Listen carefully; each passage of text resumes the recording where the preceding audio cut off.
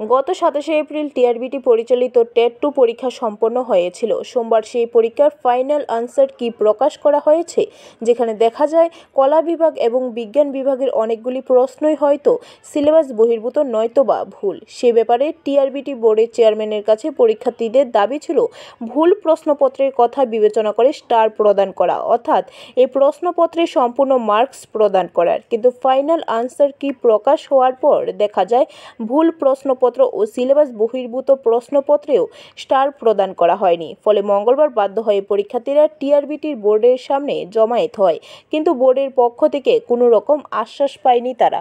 যেগুলি out of syllabus আছে ওইগুলো আমাদের পরবর্তীকালে যে ওরা বিবেচনা করে যা করা যায় করা হবে বা স্টার মার্ক দেওয়া হবে এমন কিছু। যদি আউট অফ সিলেবাস থাকে তাহলে বলেছে যে যদি আউট অফ সিলেবাস থাকে তোমাদের জন্য এটা দেখা দেবে, কিন্তু এখন তো দেখা যাচ্ছে যে যতগুলো আউট অফ সিলেবাস আছে একটাও দেওয়া হয়নি, একটা কোশ্চেনও স্টার মার্ক দেওয়া হয়নি।